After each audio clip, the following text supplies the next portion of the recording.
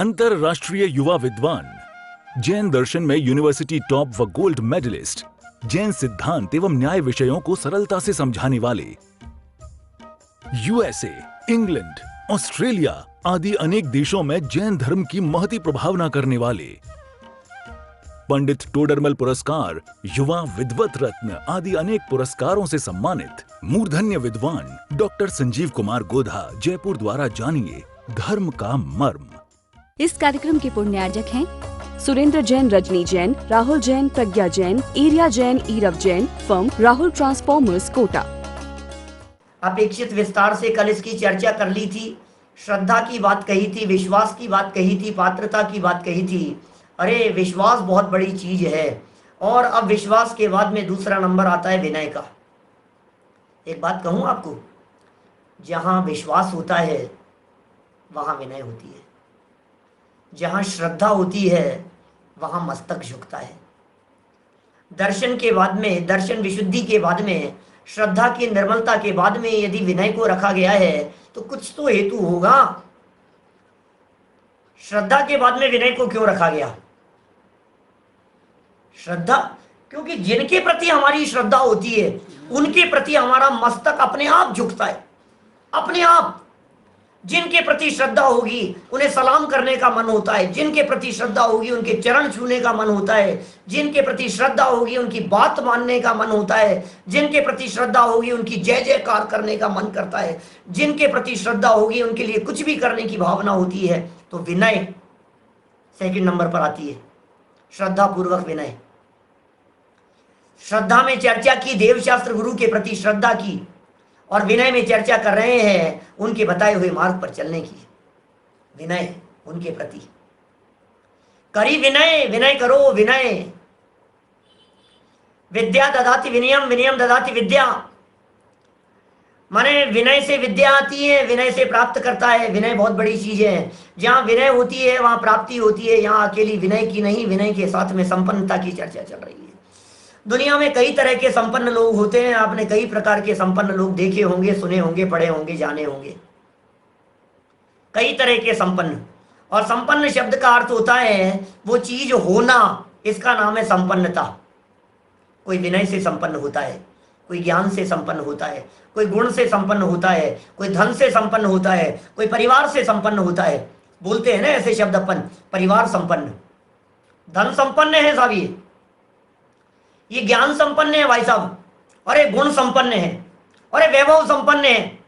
इसके पास में इनके बहुत वैभव है, वो वैभव संपन्न हो गया। जिनके पास में बहुत गुण थे वे गुण संपन्न हो गए। लेकिन यहां चर्चा चल रही है विनय संपन्न की। जो विनय से संपन्न है वे विनय संपन्न कहलाते हैं। क्या होती है विनय संपन्नता? क्या स्वरूप है विनय का? हमारे यहाँ जनागम में विनय का स्वरूप 4 प्रकार से का है। तो ये जो 16 कारण भावनाओं में जो विनय संपन्नता कही गई है, ये विनय 4 प्रकार की कही है। विनय की जाती है ज्ञानियों की 4 प्रकार से विनय। ज्ञान विनय, दर्शन विनय, चारित्र विनय और उपचार विनय। 4 प्रकार की विनय। ज्ञान, दर्शन, चारित्रोपचारा, ये विनय के 4 प्रकार बतलाए विनय संपन्नता में। दर्शन विनय कल चर्चा कर चुका हूं आपके बीच में। दर्शन विनय में हमारे को लेना है सम्यक दृष्टियों की चर्चा। चौथे गुणस्थान से लेकर सिद्ध भगवान तक जो सम्यक दृष्टि ज्ञानी जीव हैं उनके प्रति मस्तक झुकना, ये विनय। और विनय जानते हैं क्या होता है? अकेले मस्तक झुकने का नाम विनय नहीं होता। बात हृदय में उतरने को विनय कहते हैं। अंदर में जब बात उतरती है तो सच्ची विनय कहलाती है। तो ज्ञानियों की बात को, माने सम्यक दृष्टि ज्ञानी जीव जो चौथे गुणस्थान से लेकर सिद्ध भगवान तक हैं, उनकी बात को हृदय से स्वीकार करना, यह कहलाता है ज्ञान विनय है। सेकंड नंबर पर विनय। तो दर्शन विनय में श्रद्धा, मतलब दर्शन विनय में हो गया देवताओं की विनय, परमात्माओं की विनय, वो दर्शन विनय है। दूसरे नंबर पर हो गई ज्ञान विनय। ये ज्ञान विनय किसकी होती है? बोले ज्ञानियों की विनय, अकेले ज्ञानियों की नहीं। ज्ञान है जिनवाणी, तो जिनवाणी की विनय, ये हो गई ज्ञान विनय। दर्शन विनय में परमात्माओं की विनय, ज्ञान विनय में जिनवाणी की विनय, और चारित्र विनय में मुनिराजों की विनय। ख्याल में आ रही है बात? आप जानते हैं हमारे यहां जैन परंपरा में नव देवता पूज्य हैं। जैन परंपरा में नव देवता के अलावा 10वां कोई पूज्य नहीं है। 9 ही पूज्य हैं, 5 और 4 9। 5 तो है परमेष्ठी जो पूज्य हैं, जिनकी पूजन की जाती है। अरिहंत, सिद्ध, आचार्य, उपाध्याय, साधु, ये 5 परमेष्ठी जिनकी पूजन की जाती है। ठीक है साहब, 5 परमेष्ठी हो गए। 5 परमेष्ठियों के बाद में कहा जिनवाणी, जिन धर्म, जिनवाणी की पूजा, जिन धर्म की पूजा, सच्चे देव की पूजा, क्या नाम है इनका, मंदिर की पूजा और प्रतिमाओं की पूजा। पंच परम परमेष्टि, जिन ग्रह, जिन प्रतिमा, जिन श्रुत, जिन धर्म, ये 9 हो गए। 5 परमेष्टि, प्रतिमा, मंदिर, जिनवाणी और जिन धर्म, ये 9 हैं। इन 9 की विनय की जाती है, भाव पूर्वक इनकी विनय की जाती है, श्रद्धा पूर्वक इनकी विनय की जाती है। और इन 9 देवताओं को गर्भित कर रहे हैं यहां इन 4 प्रकार की विनय में। तो पहली विनय हो गई दर्शन विनय में, देवों की, परमात्माओं की, श्रद्धानियों की, ज्ञानियों की विनय, वो देव। ज्ञान, ज्ञान की आराधना के साधन है जिनवाणी, ये कहलाएगी ज्ञान विनय। और तप, तप दिखाई देता है मुनिराजों के जीवन में, तो मुनिराजों के प्रति बहुमान का भाव, ये कहलाएगी तप विनय। और चौथे प्रकार की विनय हमारे यहाँ शास्त्रों के अंदर कही है, वो कही है उपचार विनय। ये क्या होता है उपचार विनय? ख्याल में आ रही बात? बोलने के लिए, किन किन के लिए? करी विनय बहुगुण बड़े, जन की ज्ञान का पावे उदा। विनय करो बहुगुण और जिनके पास में गुण ज्यादा हो और जो उम्र में बड़े हो, दोनों ही की विनय की जानी चाहिए। माता पिता की विनय करो, गुरुजनों की विनय करो, क्या हमारे जो पूज्य पुरुष दिखाई देते हैं उनकी विनय करो। करी विनय और बहुगुण, गुण जिनमें ज्यादा हो और बड़े, उम्र में जो बड़े दिखाई देवे, सीधी सी बात है। जो भी हमारे से एज में बड़े हों, हमारे दादाजी हों, हमारे मामा जी हों, हमारे चाचा जी हों, हमारे फूफा जी हों, जो भी हो, जो उम्र में बड़े हैं भाई साहब, लक्षण कुछ भी नहीं हो, ज्ञान योग्यता कुछ भी नहीं हो, लेकिन उम्र में बड़े हैं ना, तो तुम्हारे लिए सम्मान नहीं है। बस उम्र से बड़े होने को भी यहाँ सम्मान दिया गया है। बस ये कह रही उपचार विनय है ये। हमारे गुरु है ना, गुरुओं की विनय करो आप। तो विनय करो अपने गुरुओं की, विनय करो ज्ञानियों की, विनय करो बड़े लोगों की। उपचार विनय की बात कर रहा हूं। और बहुगुण, और जिनमें गुण ज्यादा हो, गुणाधिक्य की विनय करो। 2 प्रकार से विनय हो गई, जिनमें, जिनकी उम्र ज्यादा है और जिनके गुण ज्यादा है। उम्र ज्यादा हो उनकी भी विनय होनी चाहिए, और गुण ज्यादा हो उनकी भी विनय होनी चाहिए। किसका नाम है विनय? जहां गुण दिखाई दे रहे हो, गुण दिख रहे हैं, और जहां गुण दिखेंगे वहां श्रद्धा से मस्तक झुकेगा। बहुत महत्वपूर्ण चीज है विनय। विनय होती है वहां ज्ञान की प्राप्ति होती है। विनय होती है वहां ये जीव बढ़ता चला जाता है। विनय होता है वहां सम्मान मिलता है। विनय होती है वहां पूज्यता होती है। विनय होता है दर्शन विनय, ज्ञान विनय, चारित्र विनय और उपचार विनय। ये 4 प्रकार की विनय की बात कही। शास्त्रों में विनय शब्द की चर्चा दूसरे रूप में भी आती है। पहले यहाँ विनय संपन्नता भावना के संदर्भ में जो ध्यानत राय जी ने लाइन लिखी है, पहले उसे पढ़ता हूं और फिर उसके बाद में चर्चा करूंगा आपके बीच में। देखिए क्या कहना चाह रहे हैं। दर्श विशुद्धि धरे जो कोई, ताको आवागमन न होई।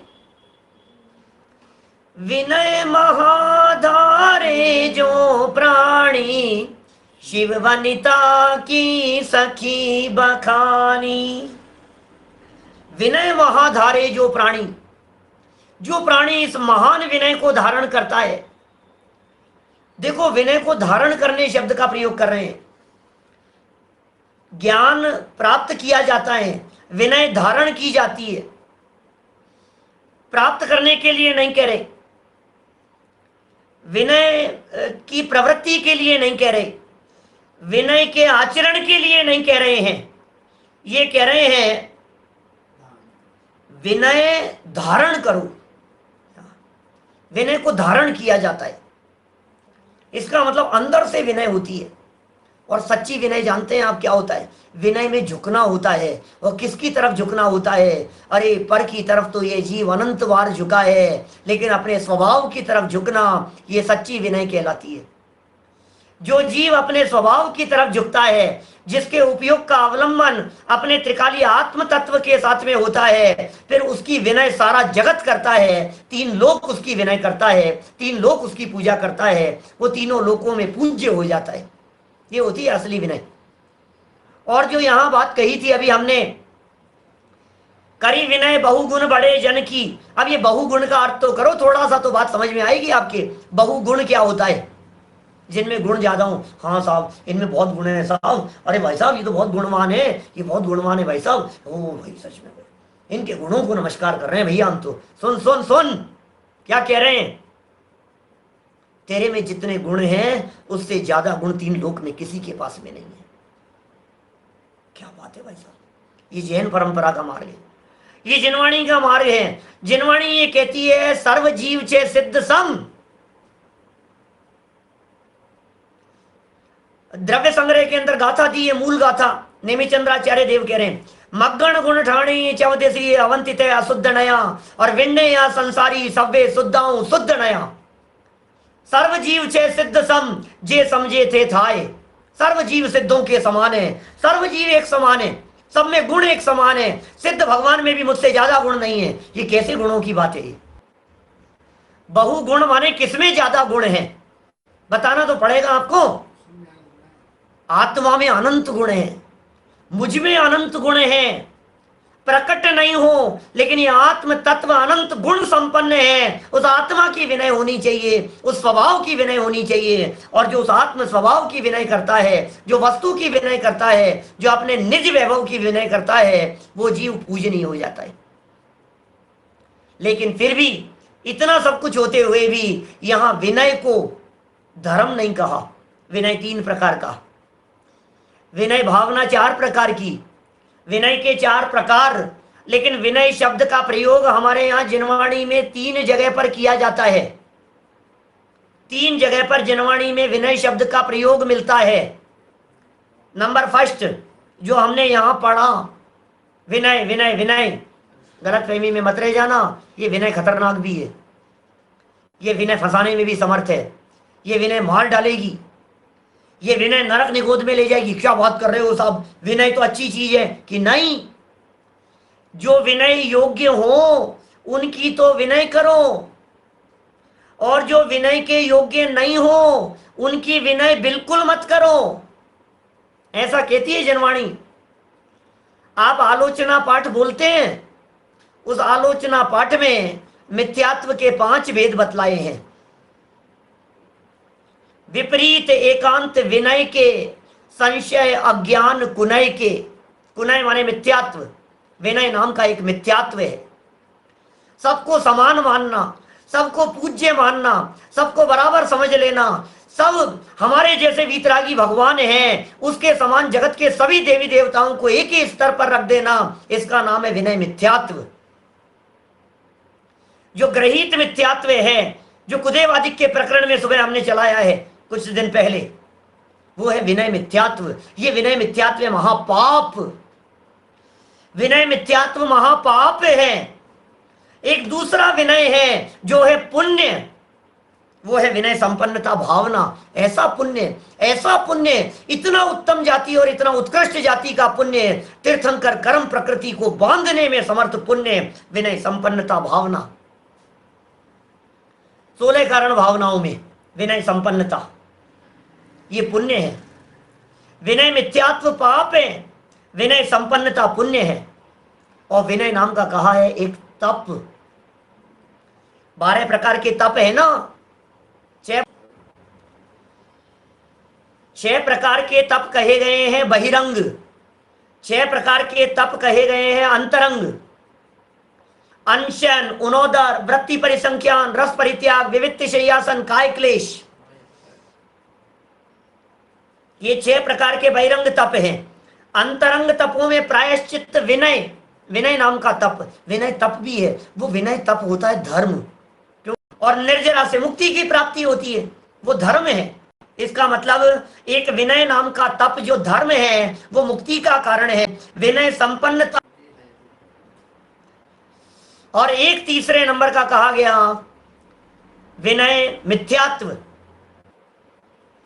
विनय संपन्नता को धारण करने की बात कर रहे हैं। जो प्राणी इसको धारण करता है, अंदर से धारण करता है, अंतर से बदलता है, कहते हैं शिव वनिता की सखी बखानी। शिव वनिता और शिव वनिता की सखी, क्या कुछ समझ पा रहे हैं आप क्या कह रहे हैं? शिव वनिता नहीं, शिव वनिता की सखी। सखी क्या है? विवाह हुआ कन्या का, तो शिव रूपी जो कन्या है, मुक्ति रूपी जो कन्या है, वो तो है धर्म। लेकिन ये मुक्ति कन्या की बात नहीं कर रहे हैं।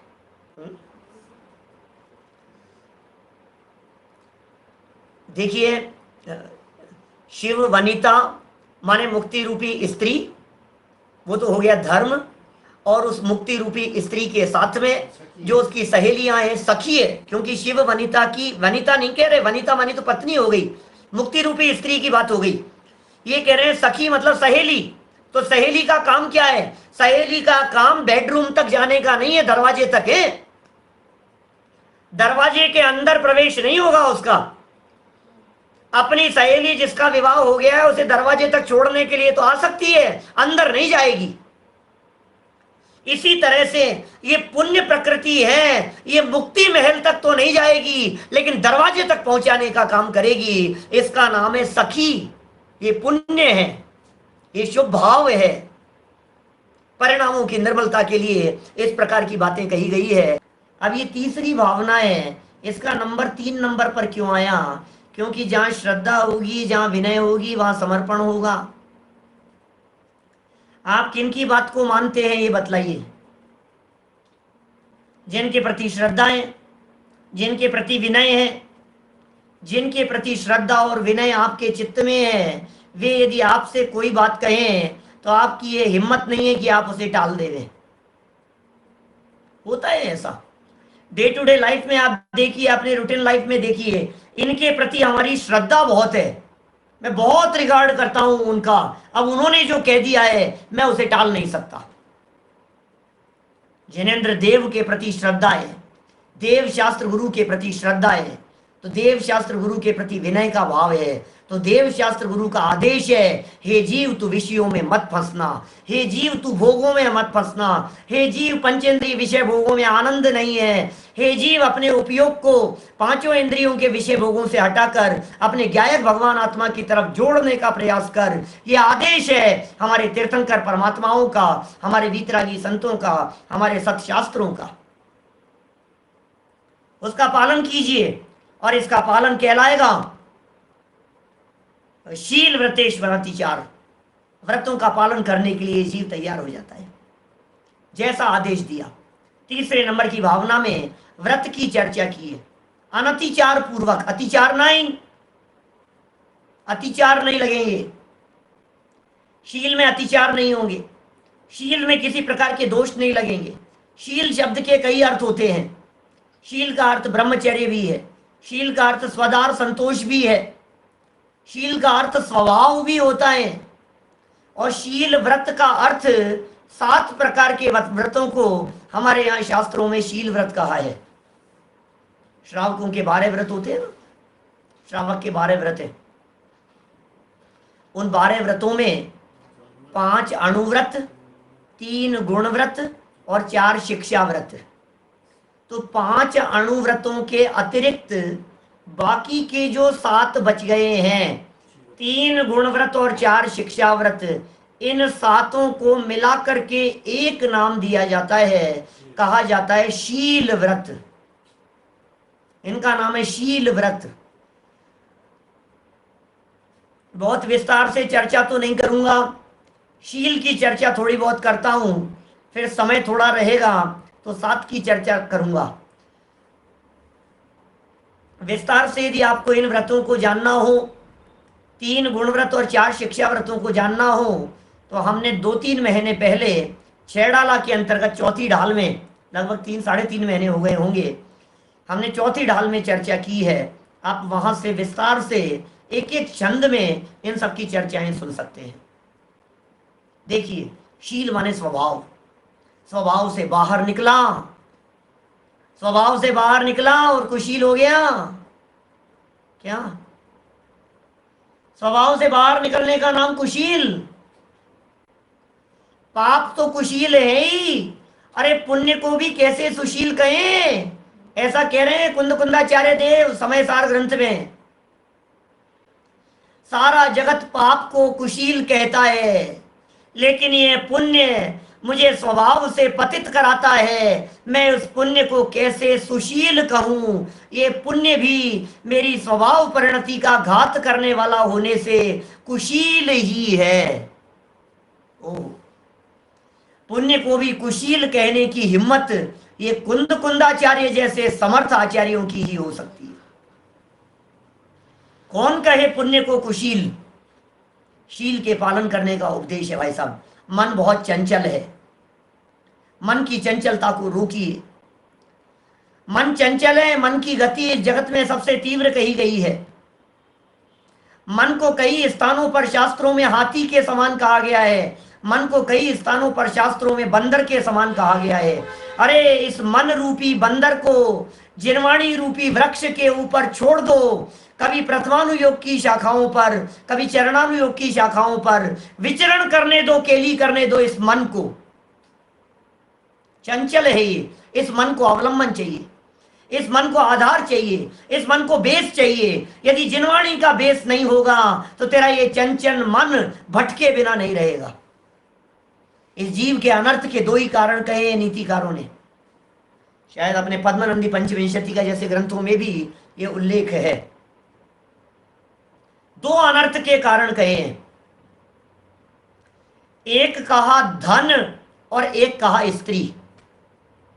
2 अनर्थ के कारण कहे हैं। और यदि मैं इन दोनों को एक ही शब्दों में कहूं तो ऐसा बोल सकता हूं मैं, लक्ष्मी एकमात्र अनर्थ का कारण लक्ष्मी। लक्ष्मी का अर्थ धन भी होता है और लक्ष्मी का अर्थ स्त्री भी होता है। जिस व्यक्ति ने इन 2 पर विजय प्राप्त कर ली, उस व्यक्ति के व्यक्तित्व को इस जगत में पूजनीय होने से कोई नहीं बचा सकता है।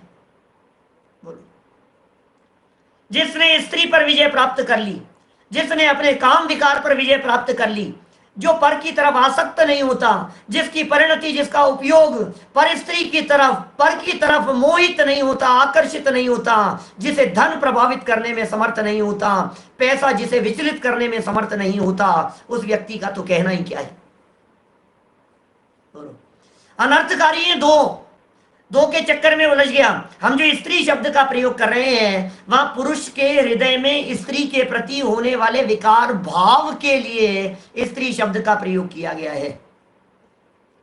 स्त्री के हृदय में पुरुष के प्रति उठने वाले विकार भाव के लिए अनर्थकारी शब्द का प्रयोग किया गया है। कुशील परिणति के लिए प्रयोग किए जाने वाले शब्द है ये। अरे सुशील का सेवन करो, समता भाव का सेवन करो, शील का पालन करो। भावना पढ़ो, यहां क्या कह रहे हैं, शील सदा दृढ़ जो नर पाले, सो औरन की आपद टाले। वाह ध्यानत राय जी, गजब कर दिया है? क्या मार्मिक पंक्ति कही है आपने। शील सदा दृढ़ जो नर पाले, जो नर दृढ़ शील का पालन करता है, पालन करने वाले मिलेंगे आपको, सेठ सुदर्शन जैसे। उठा करके देखिए आप इतिहास, रावण बदनाम हो गया बेचारा कुशील के नाम पर, इतना भी कोई दोष नहीं था उसका। अभी प्रसंग नहीं है, नहीं तो विस्तार से रावण के प्रसंग को खोल करके बताता। रावण शीलवान था, रावण ने शील का पालन किया, रावण ने अपने शील धर्म को सुरक्षित रखा। मुझे मालूम है मेरी बात सुनकर के एकदम लोगों को आश्चर्य लग रहा होगा, पंडित जी क्या बात कर रहे हो, रावण और शील की? हाँ, कि है आपके पास में कोई प्रमाण? है ना मेरे पास में प्रमाण। प्रमाण के साथ में बात करता हूं, विद प्रूफ बात करता हूं कि क्या प्रमाण है आपके पास में। बिल्कुल सबसे बड़ा प्रमाण तो यही है, सीता की अग्नि परीक्षा। ये क्या मतलब साहब, सीता की अग्नि परीक्षा? बोले सीता की अग्नि परीक्षा से सीता निर्दोष सिद्ध हो गई थी ना, तो सीता की अग्नि परीक्षा से सीता निर्दोष सिद्ध हुई थी, तो क्या उससे रावण की निर्दोषता सिद्ध नहीं हुई?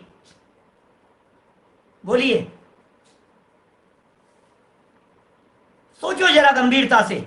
सीता की अग्नि परीक्षा हो गई, अग्नि का जल हो गया, सीता परम पवित्र है, यह बात सिद्ध हो गई। प्रथमानुयोग ये कह रहे हैं, जिनवाणी ये कह रही है, शास्त्र ये कह रहे हैं, देवों ने पुष्प वृष्टि करके इस बात को सिद्ध कर दिया, सीता का शील सुरक्षित था। यदि सीता का शील सुरक्षित था तो रावण भी शीलवान था।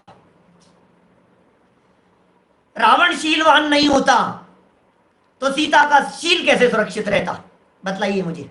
रावण को कौन रोकने वाला था, रावण को कौन टोकने वाला था? वहां 6 महीने तक सीता रावण के घर में रही, 3 खंड का अधिपति था रावण, 6 महीने तक सीता उसके यहां रही, लेकिन उसका शील सुरक्षित रहा। यह रावण की नैतिकता है, यह रावण की सज्जनता है, यह रावण के शीलवान पने का प्रमाण है। आज तो ऋषि मुनियों के, त्यागी तपस्वियों के आश्रम सुरक्षित नहीं है भाई साहब, हम क्या बात करें। हमारे दादा कई बार ऐसी बातें कहते हैं, लोग रामराज की कल्पना करते हैं, अरे इस हिंदुस्तान में आज रावण का घर तलाश करके लेकर के आओ, जहां हम अपनी पुत्री बहन आदि को छोड़ करके आए, छोड़ करके जाएं, 6 महीने रहें और उसका शील सुरक्षित रहे। ये शील की भावना वाणी की बात कर रहे हैं। शील सदा दृढ़ जो नर पाले, शीलवान सुदर्शन, सेठ सुदर्शन, रानी ने धोखे से पकड़ लिया, अपराध सिद्ध हो गया, राजा के द्वारा रंगे हाथों पकड़ लिया गया। अब क्या करें, जग जाहिर हो गई उनकी सारी बात, सूली पर चढ़ाया जाना तय हो गया, फांसी पर चढ़ाया जाना है। सुदर्शन खड़े हुए हैं, बेइज्जत खड़े हुए हैं, सारी समाज देख रही है। जिसे इतना बड़ा ज्ञानी समझते थे, धर्मात्मा समझते थे, वो ऐसा निकलेगा हमने तो सोचा भी नहीं था। ओह, गजब हो गई, गजब हो गई भैया। बोलो सुदर्शन, तुम्हें कहना है अपनी सफाई में कुछ? ये कुछ नहीं कहना महाराज, जो आप आदेश दो वो सजा मुझे स्वीकार है। गजब हो गया, गजब हो गया साहब। आप सोचिए तो सही, शीलवान सुदर्शन क्या कह रहे हैं, महाराज जो आप सजा देंगे मुझे स्वीकार है। पब्लिक देख रही है, कुछ नहीं कह रहे हैं। सच बात है भाई साहब, जब पाप कर्म का उदय होता है ना, जब अपयश कीर्ति कर्म का उदय होता है तो सफाई काम नहीं आती है। अच्छे अच्छे सज्जन पुरुषों के ऊपर लांछन लगा दिए जाते हैं, अनैतिकता के लांछन लगा दिए जाते हैं, दुर्भावना से लांछन लगा दिए जाते हैं, गलत इल्जाम लगा दिए जाते हैं, गलत बात को गलत ढंग से प्रस्तुत कर दिया जाता है। ऐसा होता है। शीलवान सुदर्शन क्या कही उन्होंने कि नहीं, यदि मेरे अपयश कीर्ति कर्म का उदय है तो मैं कितनी भी सफाई दूं, पाप कर्म के उदय में सफाई काम नहीं आती, और पुण्य का उदय होता है तो सफाई देने की जरूरत नहीं पड़ती। हमें सफाई देने की जरूरत नहीं है, हमें कहने की जरूरत नहीं है, हमें किसी बताने की जरूरत नहीं है। और फिर क्या हुआ, जो ही सूली पर चढ़ाने का प्रयास किया गया और त्यों ही पुष्प वृष्टि होने लग गई, सूली सिंहासन बन गई भाई साहब, जय जयकार होने लग गई। देव लोग उतर करके चले आए, पुष्प वृष्टि करने लग गए भाई साहब। अनर्थ होते होते बचा लिया देवों ने, रानी का षड्यंत्र सामने आ गया। शील की महिमा है ऐसी। दृढ़ शील का पालन करने वाला व्यक्ति क्या होगा, वो मन पर कंट्रोल रखता है, मन रूपी हाथी को कंट्रोल करके चलता है, मन रूपी बंदर को कंट्रोल करके चलता है, और कंट्रोल करने के लिए जिनवाणी का अवलंबन लेता है। 7 प्रकार के व्रतों का पालन करता है, सामायिक, प्रोषधोपवास, भोगो भोग परिमाण, अतिथि संविभाग, दिग्व्रत, देशव्रत, अनर्थ दंड व्रत। ये 7 प्रकार के व्रतों को शील व्रतों के अंतर्गत कहा गया है। 7 प्रकार के व्रत हैं ये, जिन्हें शील व्रत कहकर के पुकारा गया है। शील है ये।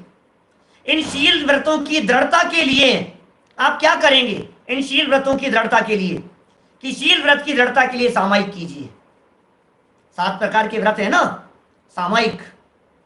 प्रोषदोपवास, भोजन पर कंट्रोल कीजिए। भोग और उपभोग पर अंकुश लगाने का प्रयास कीजिए। और जो हमारे अतिथि हैं, हमारे महामुनिराज हैं, त्यागी व्रती हैं, विद्वान हैं, ज्ञानी हैं, संयमी पुरुष हैं, उन्हें भोजन कराइए, उन्हें आहार दीजिए, उन्हें अपने घर पर निमंत्रित कीजिए। ये देखिए, ये सब, इससे क्या होगा? इससे आप में शील की भावना दृढ़ होगी। दिग्व्रत, देश व्रत और अनर्थ दंड व्रत का पालन कीजिए। हमारे पूछ रहे हैं भाई साहब, यदि वो चमत्कार नहीं हुआ होता सेठ सुदर्शन के साथ में तो क्या होता? तो कोई बात नहीं, जीवन पूरा होकर के एक सिंहासन नहीं, सिंहासन के साथ में पूरा राजपाट मिल जाता उनको। ये होता, क्या फर्क पड़ता है? ये मनुष्य जन्म, मनुष्य जीवन पूरा होता और देवगति में जाकर के सिंहासन पर जाकर के विराजमान होते, फिर वहां का सिंहासन मिलता उनको। इस जन्म में ना मिले पर भव में मिलता है, अपने अपने कर्मों का फल सबको मिलता है। याद आ गई सूचना, पहले दी नहीं, पिछले प्रवचन के बीच में ये वाक्य कहने से याद आ गई। कल एक स्पेशल प्रवचन दोपहर में 4 बजे हो रहा है कर्म सिद्धांत के ऊपर, इसी चैनल पर, इसी जगह पर। आप आमंत्रित हैं सभी, दोपहर में 4 बजे कर्म सिद्धांत की चर्चा। तो मैं क्या कह रहा हूं यहां पर, बात क्या चल रही है? फल तो मिलेगा, यहां सजा मिल गई, कोई बात नहीं, लोग तू तू कर रहे हैं, कोई बात नहीं। अरे क्या फर्क पड़ता है? दुनिया किसको पूछती है, किसको चाहती है और किसको सम्मान देती है? कोई फर्क नहीं पड़ता है। इन बातों से कुछ भी फर्क नहीं पड़ता है। किसने कितना सम्मान दिया और किसने कितना नीचे उतार दिया, इससे कोई फर्क नहीं पड़ता है। तुम्हारी निगाह में तुम अपने आप को क्या समझते हो, ये बताओ। तुम अपनी निगाह में अपने आप को हीन समझते हो क्या? गलत समझते हो क्या? तुमने कुछ गलत काम किया है क्या? व्यक्ति अपनी निगाह से गिरता है तो गिर गया। अरे दूसरे की निगाह में गिरना और चढ़ना, ये तो पुण्य पाप कर्म के उदय से होता है। तुम्हारे परिणाम तो तुम जानते हो, तुम्हारी निर्मलता को तो तुम जानते हो। देखिए कैसी गजब की बात। शील सदा दृढ़ जो नर पाले, सो औरन की आपद टाले। वाह, शील का पालन करे कोई व्यक्ति और आपदा टल जाए किसी और की, सो औरन की, दूसरों की आपदा टाले। हाँ जी, दूसरों की आपदाएं टल जाती हैं। दूसरों की आपदाएं, कैसी बात कर रहे हो साहब? कैसे टल जाएगी? मैं शील का पालन करूंगा तो? अरे यदि तुम शील का पालन करोगे, तुम यदि शील का पालन करने में दृढ़ रहोगे तो निश्चित तौर पर दूसरी मां बहनों की इज्जत सुरक्षित रहेगी, हमारे द्वारा सुरक्षित रहेगी। हम सुरक्षित रखने में निमित्त बने हैं उसमें। शील सदा दृढ़ता से जो नर पालन करेगा, जो कोई भी व्यक्ति, जो कोई भी पुरुष इसका पालन करेगा, सो पुरुष औरन की माने दूसरों की आपदा को टाल देगा, माने उससे दूसरों के ऊपर आपदाएं नहीं आएगी। अब इसको यहां भी लगाओ। दिग्व्रत, दिशाओं की मर्यादा ले ली, जहां तक की जाने की मर्यादा ली है, उससे बाहर की आपदाएं आपने टाल दी है। देश व्रत, भादवे का महीना चल रहा है, सिटी के बाहर नहीं निकलेंगे। 10 लक्षण पर्व चल रहे हैं, घर से बाहर नहीं निकलेंगे। अभी तो मंदिर भी बस सिर्फ दर्शन करके आएंगे, इसके अलावा कुछ नहीं। ऐसी परिस्थितियां चल रही है ना देश में। माने वो आपदा का मतलब आपत्तियां, संकट, परेशानियां वो टाल दी गई है, दूसरों के ऊपर टाल दी गई है। ऐसी जो परिस्थितियां, दूसरों के ऊपर संकट नहीं आएंगे, उनके ऊपर प्रतिकूलताएं नहीं आएगी, उनके ऐसे पाप कर्म का उदय नहीं आएगा, तुम्हारे परिणाम दूसरों के प्रति नहीं बिगड़े हैं। और शील शब्द का एक अर्थ जो परम उत्तम अर्थ है, ऐसा अर्थ करो। शील माने स्वभाव, शील माने आत्मा का स्वभाव, शील माने चैतन्य स्वभाव, शील माने चेतना। और शील का पालन माने अपने चैतन्य स्वभाव में लीन रहना, इसका नाम शील का पालन करना। और अपने उपयोग को अपने में समाये रखना, तो फिर आपदाएं नहीं है, फिर तुम्हारे ऊपर आपदाएं नहीं आती। अरे फिर कितने भी उपसर्ग क्यों नहीं आ रहे हो, जिनका उपयोग अपने आत्मा में समा गया, उसके ऊपर काय का उपसर्ग है? उपयोग और परिणति के बाहर दौड़ने पर तो उपसर्ग ही उपसर्ग है। जब हमारा उपयोग, जब हमारा परिणति, जब हमारा चिंतन पर की तरफ दौड़ता है, दौड़ता है, दौड़ता है, तो फिर क्या होगा? अरे महा उपसर्ग है, अब क्या बतलाएं आपको, उपसर्ग ही उपसर्ग चलते हैं। और जब बाहर में संकट आ रहे हो, पत्थर बरस रहे हो, ओले बरस रहे हो, लोग कानों में कीलें ठोक रहे हो, क्रूर पशु और जानवर दिखाई दे रहे हो, ऐसे समय में जो जीव अपने उपयोग को अपने अंदर में सुरक्षित रखता है, अब उसके ऊपर कोई आपदा नहीं आ रही है। क्या निज घर में सुरक्षित होने का यह मार्ग है भाई, ये जिनवाणी का मार्ग अपने घर में सुरक्षित होने का मार्ग है। ये पंचम गुणस्थान के लिए व्रत कहे हैं। ये प्रश्न है सामने से कि ये मुनिराजों के लिए क्यों नहीं कहे ये शील व्रत? क्योंकि मुनिराजों के लिए तो इससे ऊपर बढ़कर के व्रत कह दिए गए हैं। दिग व्रत की क्या जरूरत है? दिग व्रत का पालन तो यही हो गया है, उनके पंचम गुणस्थान में ही हो गया है, तो छठे में तो उससे आगे बढ़ेंगे ना, छठे सातवें गुणस्थान में तो उससे आगे बढ़ेंगे कि नहीं? देश व्रत और आगे बढ़ेंगे। और अतिथि संविभाग मुनिराजों के संभव नहीं है, वे तो स्वयं अतिथि हैं, इसलिए इनको शिक्षा व्रत भी कहते हैं। ये जो शिक्षा व्रत है ना, ये 4 प्रकार के जो व्रत कहे हैं, 3 गुण व्रत और 4 शिक्षा व्रत, इनको शिक्षा व्रत भी इसलिए कहते हैं कि ये मुनि भूमिका की शिक्षा देने वाले हैं। मुनि व्रत की शिक्षा देने वाले होने की वजह से ये शिक्षा व्रत कहलाते हैं। इस कार्यक्रम के पुण्यार्जक हैं सुरेंद्र जैन, रजनी जैन, राहुल जैन, प्रज्ञा जैन, एरिया जैन, ईरव जैन, फर्म राहुल ट्रांसफॉर्मर्स, कोटा।